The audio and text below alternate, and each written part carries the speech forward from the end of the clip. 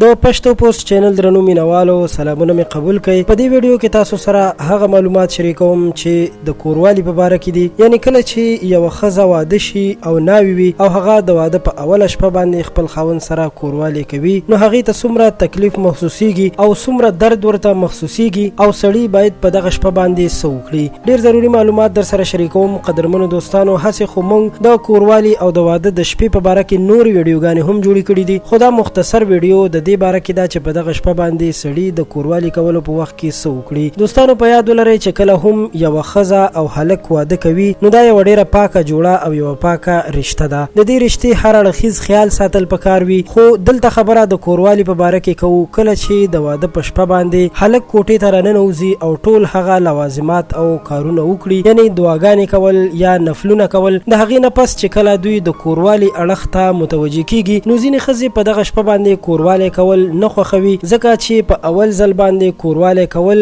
ښځې ته ډیر زیات تکلیف ورکوي او کیدای شي د دې په باره کې تاسو نور هم ډیر زیاتې ویډیوګانې کتلې وي. نو هر کله که سړی په دغه شپه باندې کوروالي کوي نو باید ډیر د احتیاط نه کار واخلي، او یا که ذهني تور ښځه تیار نه وي نو صبر دی وکړي، په بله شپه د کوروالي وکړي. زیات هلکان او سړي داسې هم کوي چې په دغه شپه باندې داسې کارونه کوي لکه انګریزانو فلمونو کې چې کیږي. قدرمنو، دا خبره ځکه کوم چې هیڅ کله هم خپل ښځو سره داسې کارونه مه کوئ، ځکه چې الحمدلله زموږ ستاسو مسلمانه ټولنه ده او پښتني ښځې دي، نو هیڅ کله هم دغه کارونه نه خوښوي او دغه کارونه په آینده کې د ډیرو مرضونو سبب کېدلی شي. او اکثر داسې خبرونه هم زموږ د مخې نه تیر شوي دي چې په دغسې غیر اخلاقي او زبردستۍ سره کوروالي کولو سره په ناوې ښځه کې یو داسې زخم هم پیدا کېدلی شي چې هغه د بچو راوړلو نه هم پریوزي. نو قدرمنو دوستانو، د دې ویډیو جوړولو مقصد مې هم دا و چې د واده په شپه باندې ډیر زیات احتیاط نه کار اخیستل پکار دي او په مینه محبت سره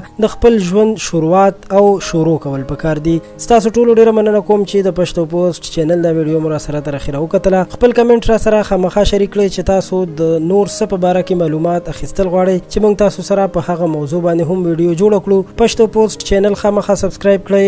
ډیره مننه.